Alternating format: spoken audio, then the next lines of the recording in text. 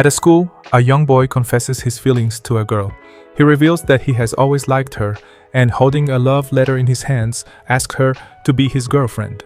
The girl is left speechless until she apologizes, admitting that she only sees him as a friend.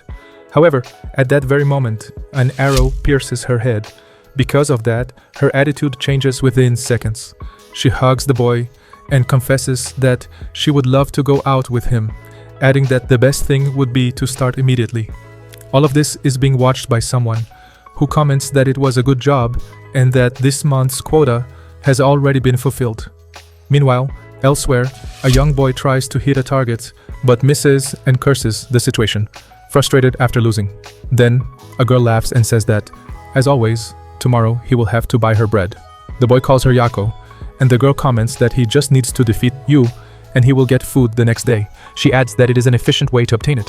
The boy, named Yu, curses her since she always chooses the biggest and most expensive items and says that if she keeps it up, she will gain weight.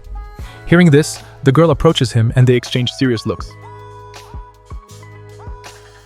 She then walks away while calling him short, which irritates Yu even more. He curses her and declares that he will never forgive her, telling her not to run away. At that moment, someone asks him to calm down. It is his teacher, who asks if he lost again, while handing him a juice as a consolation prize. The boy questions how she can be so good while accepting the drink from his teacher. The teacher replies that it is because, after all, she is his daughter. He then asks why Yu wants to defeat her so badly. The young man answers that it should be obvious. He simply cannot stand her. He explains that she always has an arrogant expression, as if she never even considers that he might have a chance, and that she does not even see him as a rival. He says that what truly frustrates him is not being able to catch up to someone like that. Because of this, he promises that one day he will defeat her. This makes his teacher smile. But the boy adds that after he wins, he will make her beautiful face twist in frustration. The teacher comments that such a thought sounds a little twisted. The next day in the classroom, someone asks Yu what he is looking at. He replies by asking if there are not too many couples at school, and his friend tells him not to be jealous. Yu protests that he is not jealous, but his friend then asks why he does not confess to his upperclassmen. Confused, Yu asks who he means, and his friend replies that he is talking about Yako. This leaves him stunned, and he clarifies that he already said she is just a childhood friend, and that someday he will completely crush her, which makes his friend think he sounds a bit disturbing.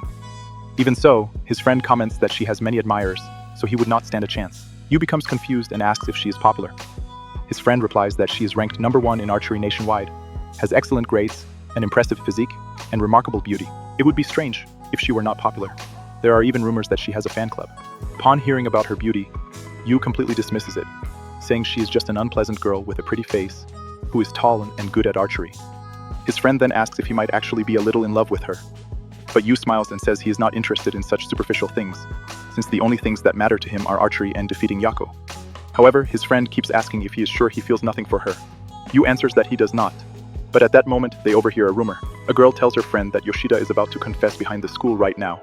After that, the two boys are hiding. And the bespectacled friend asks what Yu meant by not caring about superficial things. Yu tells him to be quiet, saying that watching others go through that is fun.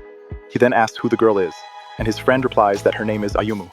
She is from class 2, and she is kind to otakus. But then Yu notices something his friend does not, while the friend continues saying that, objectively, the boy with her does not seem to have much of a chance, and wonders what they should say to Yoshida after he gets rejected.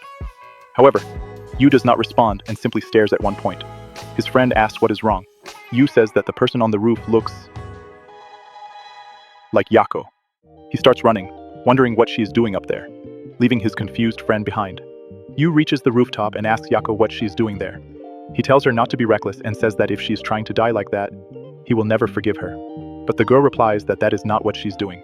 However, she takes the wrong step.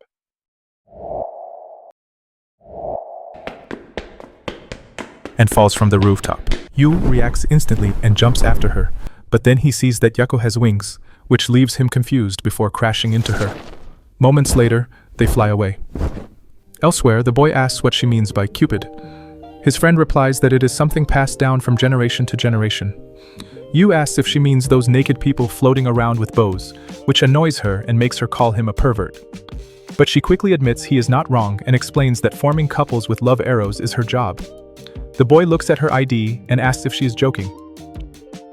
She then points somewhere and tells him to look. There, he sees a couple kissing and asks if that is Yoshida.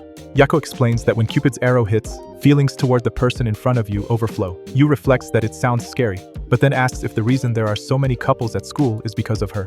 Yako confirms it, adding that she is amazing at her job and ranks first in the number of couples formed. So becoming the best Cupid is only a matter of time. At that moment, Yu comments that people are staring at them. Suddenly, he almost gets hit by an arrow. Yako explains that her existence is ultra secret and that no one outside her family should know about it. If ordinary people found out, she could make anyone fall for her with those arrows, and no one would be able to resist, ensuring there would be no leaks. She starts shooting arrows at Yu, who runs while shouting that she was the one who revealed all the information. But she tells him not to move, since she is not used to moving targets. This irritates him even more, and he asks who would willingly get shot by an arrow. She assures him nothing will happen and that it will not hurt, then quickly corrects herself, saying maybe only the tip will hurt, making Yu beg her not to say things like that in public. She keeps shooting while he continues running, until she comments that he is very agile, while summoning another arrow and examining it.